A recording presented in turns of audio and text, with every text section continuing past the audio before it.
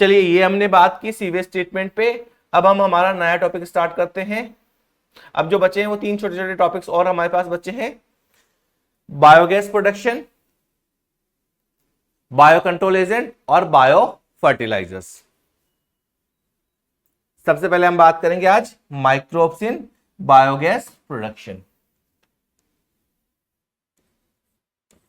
वो टॉपिक क्या होगा हमारा? माइक्रोब्स इन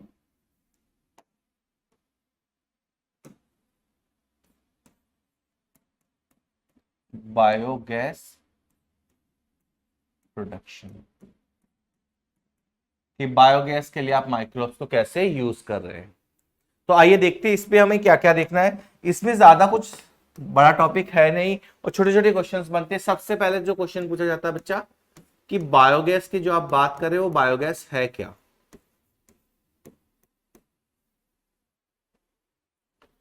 बायोगैस के लिए एक और टर्म हम यूज करते हैं कई बार, गोबर गैस। जो रॉ मटेरियल होता है मेनली वो काउडंक होता है, तो इसको कई बार क्या बोलते थे हम? गोबर गैस। देखिए इस पे अलग अलग नाम पे मैं बात करूंगा अभी। सबसे पहले देखते हैं कि केमिकली बायोगैस क्या है, कि कौन सी गैस है। तो it's a mixture of gases है। बायोगैस क्या होती है? एक मिक्सचर ऑफ गैसेस होती है। और ऑलरेडी जब हमने बात की थी microbes in house hold products में, तो एक पॉइंट हमने डिस्कस किया था कि जो गैसेस होती है वो जो माइक्रो ऑर्गेनिज्म आपका है वो कौन सी गैस प्रोड्यूस करेगा, ये डिपेंड करता है कि माइक्रो ऑर्गेनिज्म कौन सा है, प्लस उसको आपने एज ए फूड सोर्स कौन सा मटेरियल प्रोवाइड किया है।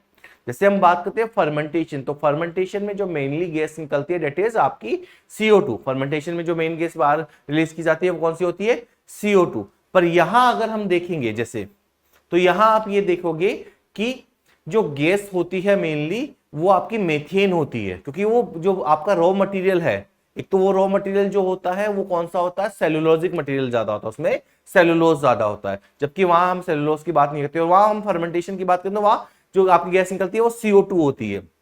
क्योंकि बैक्टीरिया भी ईस्ट वगैरह या बैक्टीरिया की बात करते हैं, यहां जो हम बैक्टीरिया की बात करेंगे वो एनारोबिक बैक्टीरिया की बात करेंगे, मैथेनोजेंस की बात करेंगे। तो ये दोनों डिफरेंसेस आपको ध्यान रखना है कि माइक्रो ऑर्गेनिज्म कौन सा है, रॉ मटेरियल कौन सा आप प्रोवाइड कर रहे हो, उसके ऊपर गैस की बात करते हैं। आप CO2 की भी बात कर सकते हो और CH4 की भी बात कर सकते हो। तो अगर बायोगैस में पूछा जाए कि कौन कौन सी गैसेज होती है, तो 4 गैसेस की हमें मेनली बात करनी है। एनसीईआरटी ये 2 बार मेंशन करती है टॉपिक। तो एक तो हम बात करते हैं CH4 की, उसके अलावा CO2 तो होगा ही, H2S भी होगा और H2 भी होगा। अब ये टॉपिक 2 जगह मेंशन है, एक जगह आपको CH4 CO2 H2S दिया गया, दूसरी जगह CH4 CO2 और H2 दिया गया। तो हमने चारों की बात कर ली है। इनमें से अगर ये पूछा जाए कि सबसे ज्यादा कौन सी होती है, तो सबसे ज्यादा कौन सी होती है?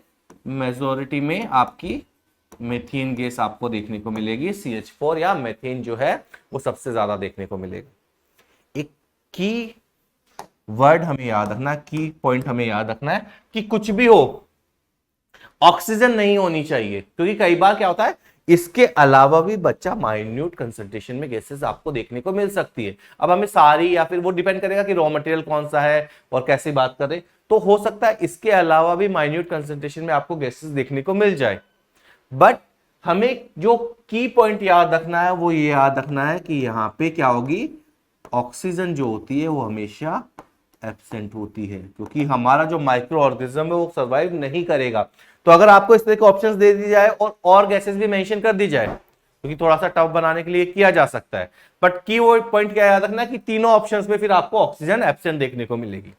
क्लियर? तो हमने बात की है बायोगैस, गोबर गैस जिसको हमने बोला है, उसमें कौन कौन से होती है? वो प्योर मेथेन नहीं है। पहली चीज तो ये याद रखनी है, इस तरह का एक क्वेश्चन आता है कि biogas is a pure methane, तो बायोगैस प्योर मेथेन नहीं हो सकती। मिक्सचर ऑफ गैसेस है जिसमें मैक्सिमम पार्ट कौन सा है? CH4 है, मेथेन का है, बट उसके अलावा आपको माइन्यूट कंसंट्रेशन में CO2 भी मिलेगा, H2S भी मिलेगा, H2 भी मिलेगा, और ऑक्सीजन वहां पे एब्सेंट होती है। आगे बढ़ते हैं और हम बात करते हैं माइक्रो ऑर्गेनिज्म की, कि कौन सा माइक्रो ऑर्गेनिज्म इसमें इन्वॉल्व है। तो जो हम बात करते हैं वो कौन सा है? बैक्टीरिया है। उन बैक्टीरिया को बोला जाता है मैथेनोजेंस। और मेथनोजेंस बेसिकली क्या है, किस कैटेगरी से बिलोंग करते हैं, आर्की बैक्टीरिया है।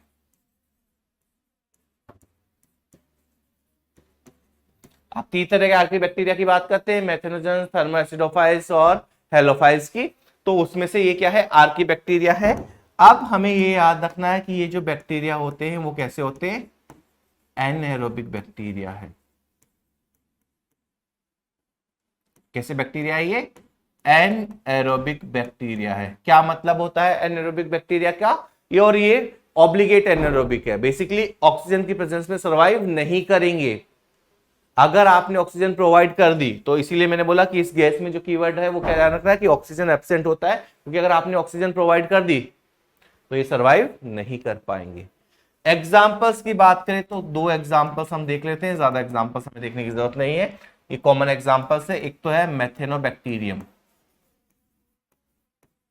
कौन कौन से बैक्टीरिया की बात करेंगे हम, एक तो बात करेंगे मेथेनोबैक्टीरियम की, सेकेंड हम बात करेंगे मेथेनोकोकस की। Second is methanococcus. तो ये दो बैक्टीरिया हमें याद रखने हैं, मेथेनोबैक्टीरियम और मेथेनोकोकस। क्लियर है। तो हमने क्या क्या देखा है, बायोगैस होती क्या है और माइक्रोब्स कौन सा इन्वॉल्व है। तो माइक्रोब कौन सा इन्वॉल्व है आपके पास, मेथेनोजन जो कि आर्की बैक्टीरिया है, एनारोबिक बैक्टीरिया है, ऑक्सीजन की प्रेजेंस में सर्वाइव नहीं करेगा। ये बैक्टीरिया कहां कहां मिलता है ये भी ध्यान रखना, प्रेजेंट इन। तो पहली चीज जो हम बात करते हैं इनकी लोकेशन की बात करें तो एक तो आपको ये देखने को मिलेगा मार्शी एरिया में, ये आप पढ़ते हो जब आप बायोलॉजिकल क्लासिफिकेशन की बात करते हैं, आर्की बैक्टीरिया को पढ़ते हैं मार्शी एरियाज में। अब एक चीज थोड़ा सा ध्यान रखनी है हमें, पहले नीट में पूछा भी गया है कि मार्श गैस क्या होती है। अब देखो, अगर मैं वैसे बात करूं तो बायोगैस एक बड़ी कैटेगरी मान लो आप, बायोगैस क्या माने हम, एक बड़ी कैटेगरी मान ले और उसी में एक सब कैटेगरी मान ले। बेसिकली मार्शी एरिया में जहां ऑक्सीजन की बहुत डेफिशिएंसी, आपने प्लांट में भी पढ़ा होगा, मॉर्फोलॉजी में न्यूमेटोफोर्स की बात करते हैं कि प्लांट्स भी रूट बाहर निकालते हैं क्योंकि अंदर रेस्पिरेशन पॉसिबल नहीं है। तो उस एरिया में जहां ऑक्सीजन बोगी एरिया, बेसिकली वहां पे जब ऑक्सीजन कम है, मार्शी एरिया है, तो वहां पे क्या होता है, जो गैस बनती है, ये बैक्टीरिया वगैरह जो गैस बनाते हैं, उस गैस को हम कई बार नाम दे देते हैं मार्श गैस।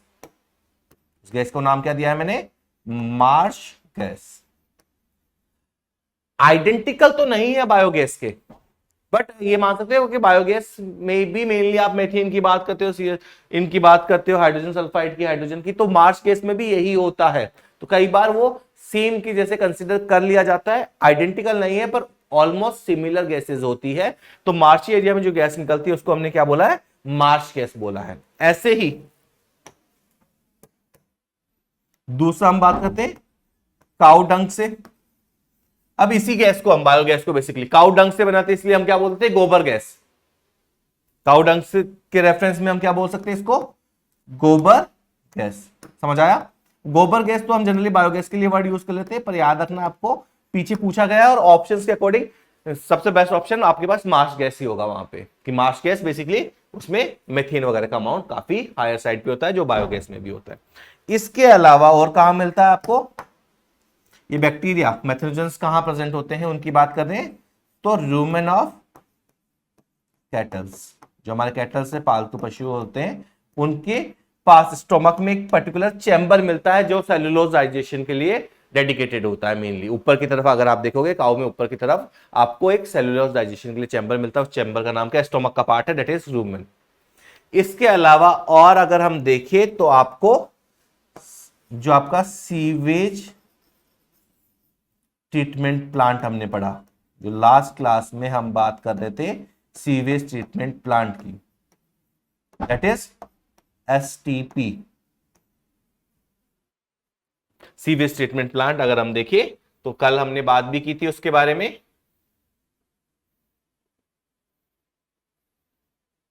ये वाला यहां क्या लिखा है मैंने, methanogen anaerobic sludge digester. Sewage treatment plant में भी कौन सा पार्ट, एनारोबिक स्लज डाइजेस्टर, उसकी बात करेंगे हम। तो ये बैक्टीरिया कहां मिलेगा, आपको 4 लोकेशंस हमने देखी है बच्चा, कौन कौन सी? मार्शी एरिया, काउ डंग, गोबर में, इसके अलावा Roman of cattle, sewage treatment plant, या फिर इसके लिए सीवेज ट्रीटमेंट प्लांट का कौन सा part? An aerobic sludge digester. किसमें होगा? एनारोबिक स्लज डाइजेस्टर की हम बात करेंगे। ठीक है, आगे बढ़ते हैं और अब हम देखते हैं एक जो यहां से बहुत अच्छा क्वेश्चन बनता है, ये कई बार पूछा गया है पहले, कि बायोगैस प्रोडक्शन की जो टेक्नोलॉजी है, biogas production technology in India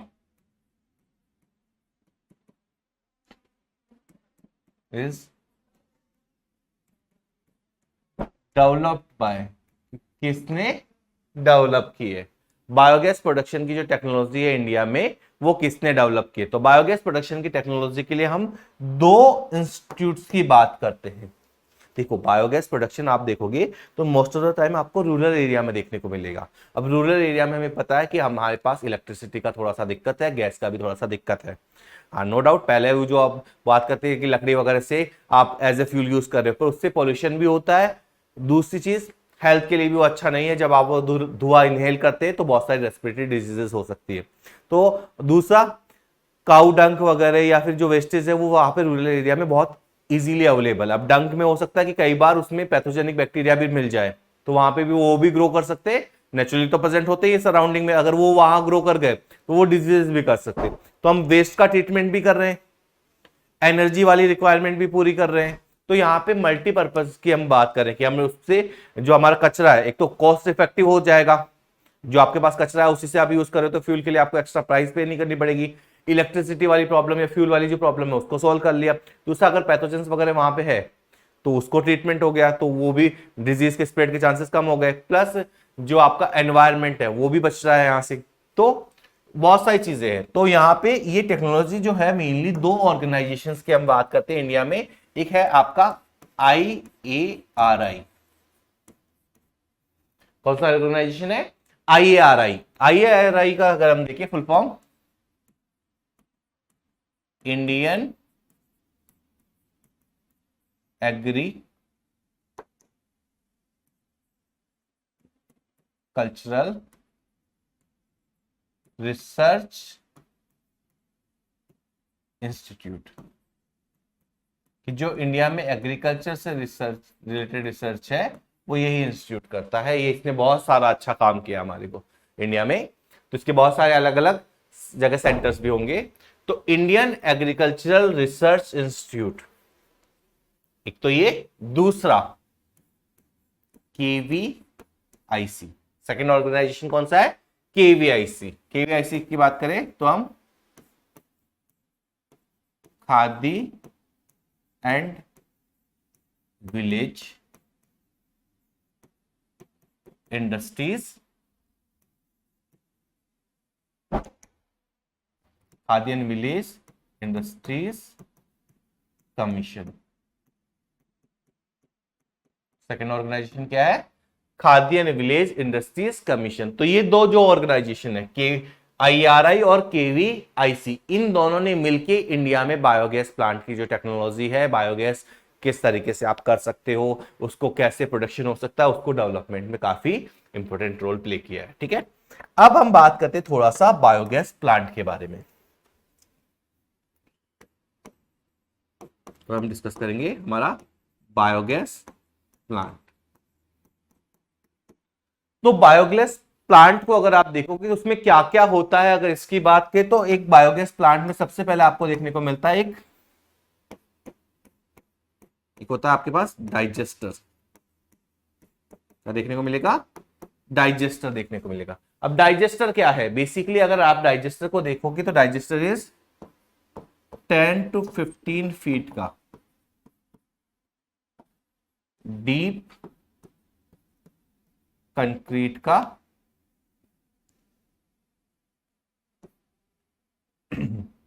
tank है। Just minute, sorry.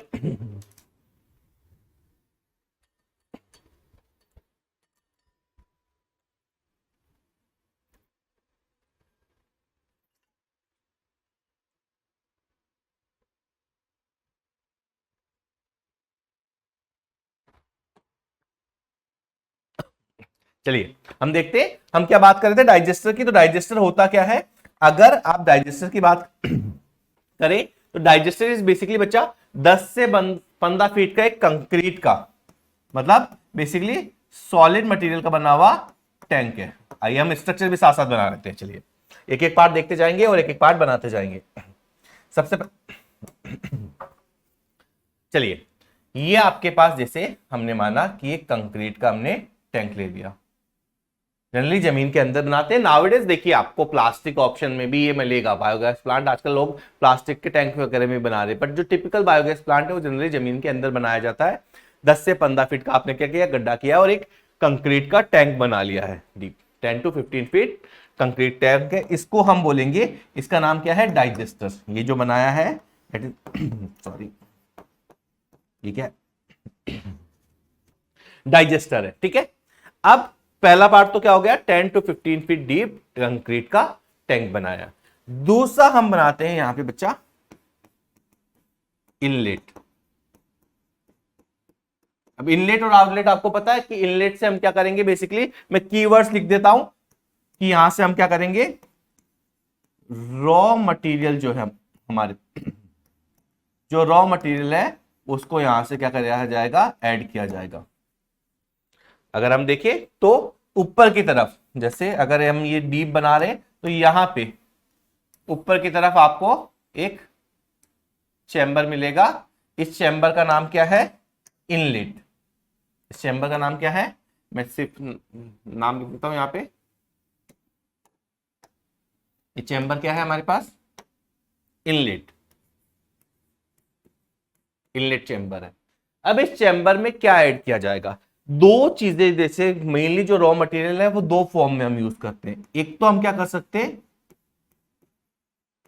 Cellulosic material use कर सकते हैं। क्या यूज कर सकते हैं, एक तो हम सेल्यूलोजिक मटेरियल। सेल्यूलोजिक मटेरियल का मतलब क्या होगा, जो आप रूरल एरिया में देखोगे, गांवों में देखोगे, पेड़ पत्ते वगैरह या घास फूस जो मिल रहा है आसपास पेड़ों का, जो फसल आपने काटी उसका जो बचा हुआ कचरा है, तो सेल्यूलोज वाला जो मटेरियल है, प्लांट मटेरियल है वो। प्लस आपने देखा होगा कि अगर कहीं पे एग्रीकल्चर किया जाता है साथ में आपको एनिमल हस्बेंड्री या फिर एनिमल्स को भी वहां पाला जा रहा है, स्पेशली दूध वगैरह के लिए, तो डेयरी वगैरह जो है वो भी आपको देखने को मिलेगा। तो सेल्यूलोजिक मटेरियल साथ साथ आपको क्या मिलेगा, मिलेगा वहां पे काऊ डंग।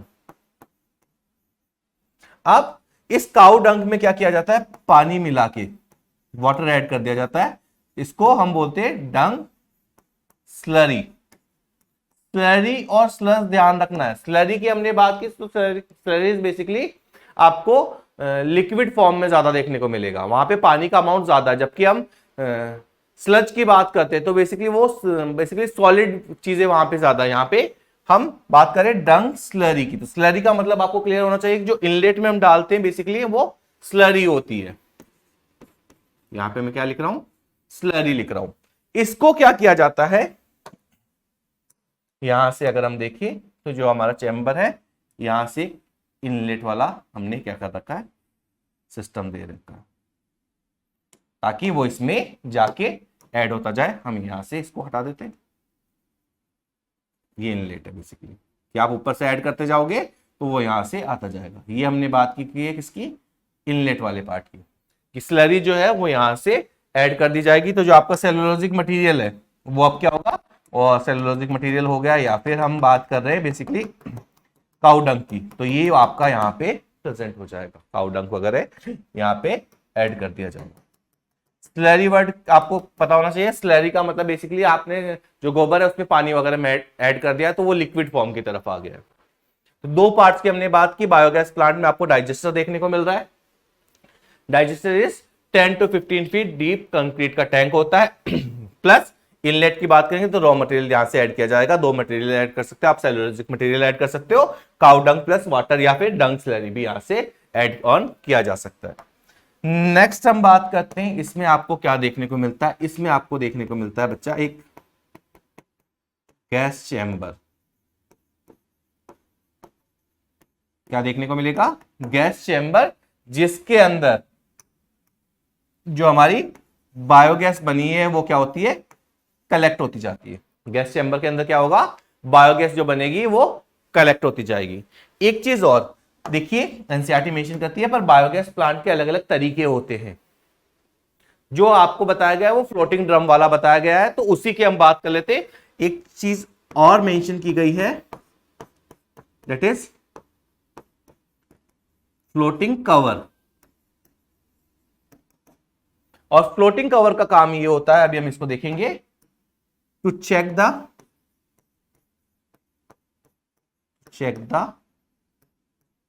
प्रोडक्शन ऑफ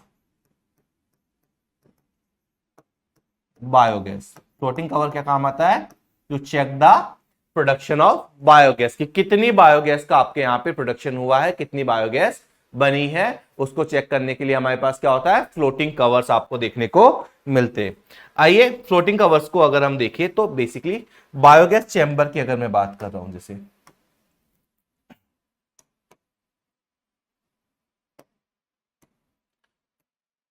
तो आप इसको राउंड भी हो सकता है, अलग अलग कलर्स में आपको देखने को मिल सकता है, अलग अलग शेप्स। जैसे ये बनाया मैंने एक चैम्बर बच्चा। अब देखो, अगर मैं इसको बनाऊं, बाहर बना के आपको एक चीज समझाने की कोशिश करता हूं कि अब ये हम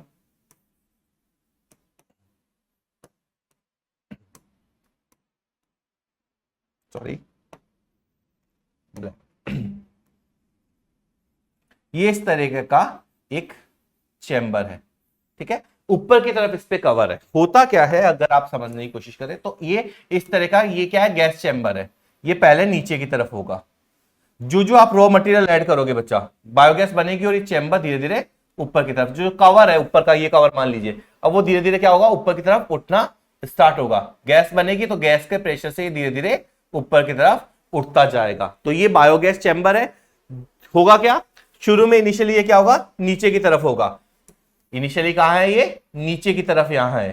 पर जो ही बायोगैस बनेगी ये चैम्बर धीरे धीरे धीरे ऊपर की तरफ उठता जाएगा। और इसके ऊपर जो कवर होगा, that cover is known as floating cover. Gas के प्रेशर से वो कवर धीरे धीरे ऊपर की तरफ उठता जाएगा और आपको जब से ऊपर पता चल जाएगा, मतलब बायोगैस का जो प्रोडक्शन हुआ है वो आपको इस कवर से आइडिया लग जाता है। That is known as floating cover. I guess clear होगा कि गैस चैम्बर क्या है और फ्लोटिंग कवर क्या है। तो ऊपर का कवर इज फ्लोटिंग कवर, और ये वाला जो चैम्बर है ये आपका गैस चैम्बर है, बायोगैस चैम्बर। इसको मैं यहां मार्क कर देता हूं।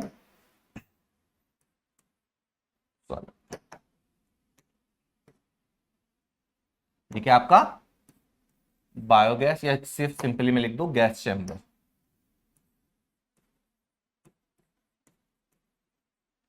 चैम्बर, या फिर सिंपली मैं यहाँ पे आपकी कौन कौन सी गैसेज होती है? CO2 होगी सबसे हायर कंसंट्रेशन में, CH4, CO2 प्लस H2S और H2 होगी।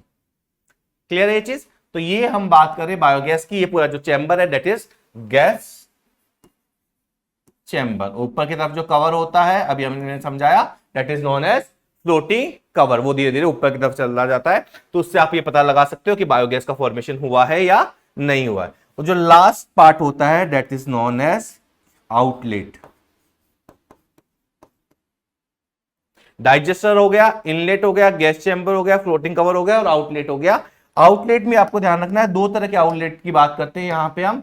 एक आउटलेट हम बात करेंगे बायोगैस के लिए, और दूसरा आउटलेट हम बात करेंगे बायो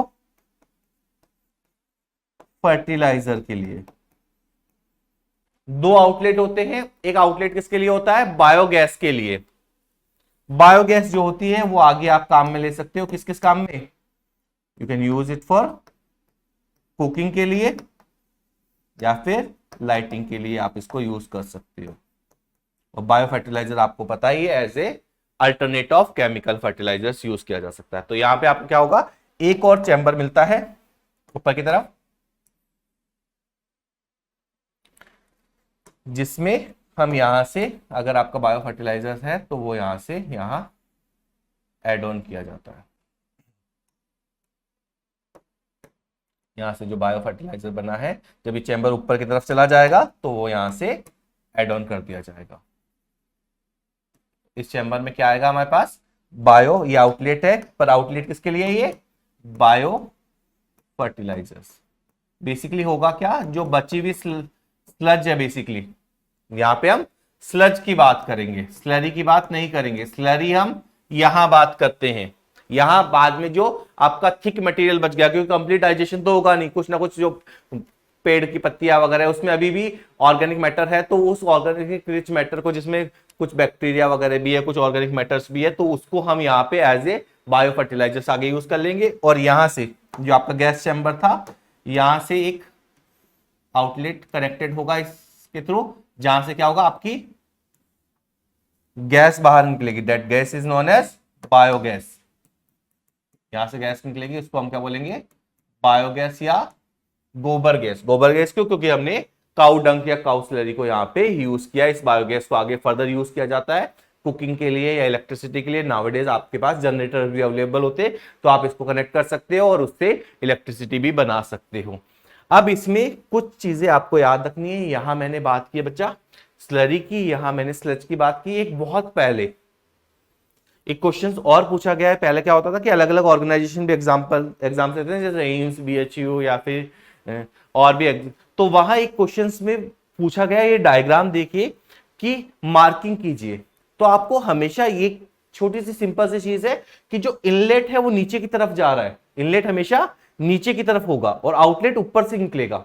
ये थोड़ा सा ध्यान रखना है, क्योंकि इनलेट में यहां आप जब डालोगे तो वो फ्लोटिंग वाला जो एग्जांपल्स है, तो यहां जो बैक्टीरिया होते हैं, एक तो बैक्टीरिया की भी बात करेंगे, और ये याद रखना कि इनलेट नीचे की तरफ होगा, आउटलेट थोड़ा सा ऊपर की तरफ होगा। नो डाउट सरफेस पे आपको एक लेवल पे दिखाया जा सकता है रिप्रेजेंटेशन में, बट वहां पे मार्किंग में ये पूछा गया था कि, और पूछा गया था कौन सा इनलेट है कौन सा आउटलेट है, काफी पहले पूछा गया है, पर फिर भी आपको याद रखना कि जो नीचे की तरफ जो पाइपलाइन है वो इनलेट को रिप्रेजेंट करती है, जो ऊपर की तरफ होगा वो आउटलेट को रिप्रेजेंट करता है। तो ये आपका क्या है, आउटलेट है, ठीक है। और यहां माइक्रो ऑर्गेनिज्म कौन सा होगा, मेथेनोजेंस। बैक्टीरिया कौन से ग्रो करेंगे इसके ऊपर, मेथेनोजेंस। ये जो मटेरियल है आपका स्लरी है, उसके ऊपर आपको क्या देखने को मिलेगा, अच्छा मैंने मार्कर वो यूज, ये जो बैक्टीरिया है दे आर मेथेनोजेंस, जो एनारोबिक कंडीशंस में ग्रो करेंगे। तो ये हमने बात की है आपका बायोगैस प्लांट की। एक बार हम इसकी एनसीईआरटी रीड कर लेते हैं।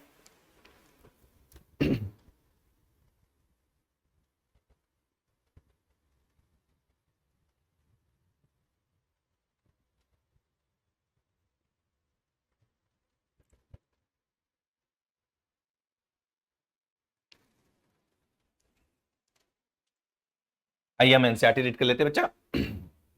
माइक्रोब्स इन बायोगैस प्रोडक्शन की बात कर रहे हैं। Biogas is a mixture of gases. हमने बात की थी कि इंडिविजुअल कोई एक सेपरेट गैस नहीं है, यहां पे किसकी बात कर रहे हैं हम, मिक्सचर ऑफ गैसेस की बात कर रहे हैं, कंटेनिंग प्रीडोमिनेंटली मेथेन। कौन सी गैस होती है, मेनली मेथेन आपको देखने को मिलेगी। Produce by the microbial activity and which may be use as fuel. क्योंकि ये फ्यूल की जैसे क्यों यूज की जा सकती है, क्योंकि ये इनफ्लेमेबल होती है। तो ऐसे रीजन में भी ये भी पूछा जा सकता है, बायोगैस या फिर जो आपका ये गैस है गोबर गैस, वो एज ए फ्यूल यूज की जा सकती है। क्यों यूज की जा सकती है, क्योंकि ये इनफ्लेमेबल हो सकती है, इसको जलाया जा सकता है। यू हैव लर्न दैट, जो हम बात कर रहे थे, micro produce different type of gaseous and products. वो CO2 भी हो सकता है और मेनली मेथेन भी हो सकता है ड्यूरिंग ग्रोथ एंड मेटाबॉलिज्म। ये किस पे डिपेंड करेगा कि माइक्रो ऑर्गेनिज्म कौन सा है, उसको फूड कौन सा प्रोवाइड किया गया है और कंडीशंस कैसी है। The type of gas produce depends upon the microbes, yeast है, मेथेनोजेंस है, and the organic substrate they utilise. इसके अलावा कंडीशन पे भी डिपेंड करता है कि आप वो, अगर जैसे मेथेनोजेंस है उसको एरोबिक कंडीशन प्रोवाइड कर दो, वो मर जाएगा, ठीक है। तो यहां पे कंडीशंस की भी बात करेंगे हम। In the example cited in relation to the fermentation of dough, cheese making and production of beverages, वहां पे मेन गैस कौन सी प्रोड्यूस होती है, सारी की सारी, क्योंकि यीस्ट इन्वॉल्व है, तो अगर आप देखोगे तो वहां पे CO2 होती है। However certain bacteria which grow, कैसे, कंडीशन यहां मेंशन की गई है, कैसे ग्रो करेगा, anaerobically on cellulosic materials produce large amount of methane along with CO2 and H2। पर इसी चैप्टर में H2S भी मेंशन है, तो चारों याद रखनी है हमें। Produce large amount of methane along with CO2 and H2। These bacteria are collectively called, इन बैक्टीरिया को, सारे बैक्टीरिया को कलेक्टिवली क्या बोलेंगे हम? Methanogens. And one such common bacterium is methanobacterium. एक को याद रख लेना, मेथेनोकोकस। उसको याद करने के लिए ज्यादा मैथ की जरूरत नहीं पड़ेगी आप लोगों को। These bacteria are commonly found in, कहां कहां मिलते हैं? एनारोबिक स्लज, हमने एसटीपी में बात की, ड्यूरिंग सीवेज ट्रीटमेंट। इसके अलावा these bacteria are also present in the rumen, a part of stomach of cattles. इसके अलावा दो जगह और देखी थी हमने, मार्शी एरिया में और काउडंग में। A lot of cellulosic material present in the food of cattle is also present in the rumen. In rumen, these bacteria help in the breakdown of cellulose and play an important role in the nutrition of cattle. आपको पता है कि हमारे पास, हम अगर books को खा भी ले, बोलते हैं ना कि बुक्स को खा लो या रट लो, तो अब वो हमारे लिए पॉसिबल नहीं है, क्योंकि हमारे पास सेल्यूलोज डाइजेशन नहीं हो सकता। हम जो है वो, हमारे पास ह्यूमन या सेल्यूलोज डाइजेशन के लिए एंजाइम्स नहीं मिलते हैं, ठीक है। तो do you think we human beings are able to digest the cellulose present in our food? हम डाइजेस्ट नहीं कर सकते, क्योंकि सेल्यूलोज को डाइजेस्ट करने के लिए जो सेल्यूलोज एंजाइम चाहिए वो हमारे पास नहीं है। द एक्सक्रीटा, जिसको हमने क्या बोला? डंग of cattle, commonly called gobar, is rich in these bacteria. Dung can be used for generation of biogas. इसीलिए बायोगैस को क्या बोलते हैं मैंने? गोबर गैस। एक चीज और याद रखना, मार्श गैस भी बोला है, पर वो आइडेंटिकल नहीं होती है, मार्शी एरिया में प्रोड्यूस होती है। वो क्वेश्चन में पूछा गया था, इसलिए मैंने वो आपको बता दिया है। नेक्स्ट हम बात करेंगे, the biogas plant consist of A concrete tank, कितना? 10 to 15 feet deep, in which biowaste are collected and slurry of dung is fed. Slurry का मतलब वहां पे पानी मिलाया गया है। फिर हम बात करते हैं a floating cover. Floating cover का काम क्या होता है? Is placed over the slurry which keep on rising as the gases produce in the tank due to the microbial activity. तो जो ये टैंक नीचे होगा, धीरे धीरे ऊपर आता जाएगा। कैसे पता चलेगा आपको कि गैस बन रही है? जो टैंक ऊपर आता जाएगा तो आपको पता चल जाएगा कि बायोगैस बनेगी, गैस बनेगी, तो उसके प्रेशर से वो टैंक ऊपर की तरफ उठेगा। The biogas plant has an outlet which is connected to the pipe to supply biogas to the nearby houses. The spent slurry, जो बाद में बच गया, उसको हमने फिर क्या बोला बच्चा? स्लज बोला है। बेसिकली वो ज्यादा सॉलिड की तरफ हो गया, तो सिंपली याद रखना, ज्यादा लिक्विड की तरफ है स्लरी, ज्यादा सॉलिड की तरफ sludge. The spent slurry is removed through the another outlet and may be used as fertiliser. ये मैंने कल भी आपके साथ बात की थी कि इसको एज ए फर्टिलाइजर भी हम यूज कर सकते हैं, पर ज्यादा डिटेल में हमने बात नहीं की थी जब हम पढ़ रहे थे। तो यहां जो स्लरी है, ठीक है, पर वहां से रेयरली यूज किया जाता है। कर सकते हो, पॉसिबिलिटीज है।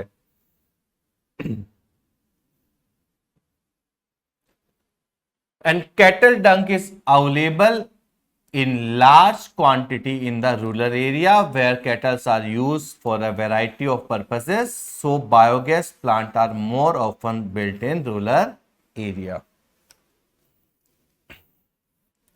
The biogas thus produced is used for cooking and lighting. Next हम बात करेंगे, the picture of biogas plant is shown in the figure 8.8. ये पिक्चर आप देखोगे तो ये डंग और वाटर मिला के क्या बनाई जाएगी? यहाँ पे स्लरी बनाई जाएगी। इस स्लरी को आप देखो नीचे की तरफ फीड किया गया है। तो जो मैं बता रहा था कि ये आपको नीचे की तरफ याद रखना, यहाँ मटेरियल आएगा, ये डाइजेस्टर है आपका ओवरऑल 10 to 15 फीट का कंक्रीट का बना हुआ। अब होगा क्या, यहाँ बायोगैस बनेगी तो ये चैम्बर धीरे धीरे नीचे से ऊपर की तरफ उठेगा, और इसको हमने गैस चैम्बर बोला, जैसे CH4CO2 आगे इन्होंने भी पूरा मेंशन नहीं किया है। तो हमेशा क्या याद रखना है, H2S भी हो सकती है, H2 भी हो सकती है, और भी बहुत सारी गैसेस हो सकती है, डिपेंडिंग ऑन मटेरियल कौन सा है, बैक्टीरिया कौन सा है। बट ऑक्सीजन नहीं होगी, क्योंकि मेन बैक्टीरिया मेथनोजेंस होते हैं, ठीक है। गैस होल्डर है, ये गैस का आउटलेट है। जो हमें याद रखना है कि टेक्नोलॉजी किसने डेवलप की, the technology of biogas production was developed in India mainly due to the effort of दो ऑर्गेनाइजेशन कौन कौन सी, Indian agricultural research institute IARI, तीन चार इंस्टीट्यूट्स की आप बात करते हो। एक बात करेंगे जब रिप्रोडक्टिव हेल्थ की बात करेंगे CDRI की, central drug research institute Lucknow की बात करेंगे। ICMR हम डिस्कस करते हैं, इसके अलावा IARI Indian agriculture research institute and khadi and village industries commission KVIC, ये दोनों ऑर्गेनाइजेशन हमें याद रखने हैं, ये पूछे जा सकते हैं। If your school is situated in village और near the village it would be very interesting to enquire if there are any biogas plant nearby. तो आप लोग मुझे बताइएगा कि आपने अपने आसपास रूरल एरिया में कई बार आपको देखने को मिलते हैं। Visit the biogas plant and learn more about it from the people who are actually managing it. तो हमने ये हमारा फोर्थ टॉपिक जो था बच्चा वो आज कवर कर लिया है। तो अभी तक अगर हम देखें, जो हमने फर्स्ट स्लाइड देखी थी उसमें से क्या क्या हो चुका है हमारा,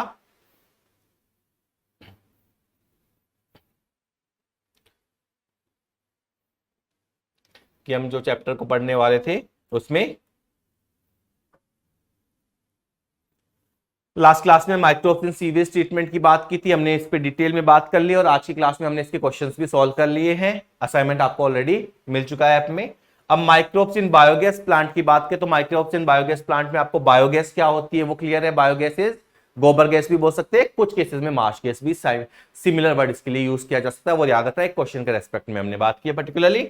इसके अलावा हम बात करेंगे कि बायोगैस में कौन कौन सी गैसेस होती है। It's not a pure methane, it's a mixture of gases, CH4 होगा, CO2 होगा, H2 होगा और H2S होगा। इसके अलावा ऑक्सीजन नहीं होगी। मैथनोजेंस क्या होते हैं, एनारोबिक बैक्टीरिया है, आर्की बैक्टीरिया है, कहाँ मिलते हैं, काउ डंग में मिलेगा, रूमेन ऑफ कैटल्स में मिलेगा। इसके अलावा आपको कहाँ देखने को मिलेगा, मार्शी एरिया में, जहां फिर मार्श गैस की बात की थी, और STP सीवेज ट्रीटमेंट प्लांट के एनारोबिक स्लज डाइजेस्टर में मिलेगा। बायोगैस प्लांट की बात की थी, बायोगैस प्रोडक्शन की टेक्नोलॉजी जो है वो दो ऑर्गेनाइजेशन ने डेवलप की थी, KVIC और IARI Indian agriculture research institute and khadi and village industries commission ने मिलकर। बायोगैस प्लांट की बात करें तो कुछ पार्ट्स की बात की हमने। एक हमने बात की है कि इनलेट होता है जहां से हम रॉ मटेरियल ऐड करते हैं, रॉ मटेरियल सेलुलोजिक मटेरियल हो सकता है और डंग स्लरी हो सकती है। फिर हमने बात की थी एक डाइजेस्टर होता है, 10 to 15 फीट डीप कंक्रीट का टैंक होता है, एक गैस चैम्बर होता है जहां पे बायोगैस बनती है, एक फ्लोटिंग कवर होता है जो हमें ये बताता है कि बायोगैस का प्रोडक्शन हुआ है या कितना हुआ है, और एक आउटलेट होता है। आउटलेट दो तरह के हो सकते हैं, एक बायोगैस के लिए जिसको हम आगे कुकिंग या लाइटनिंग के लिए यूज कर सकते हैं, और दूसरा जहां से आपको स्पेंट स्लरी या स्लज मिलता है, that is known as bio fertilisers. तो ये हमने हमारा जो नेक्स्ट टॉपिक था बायोगैस प्रोडक्शन में वो हमने कंप्लीट कर लिया है।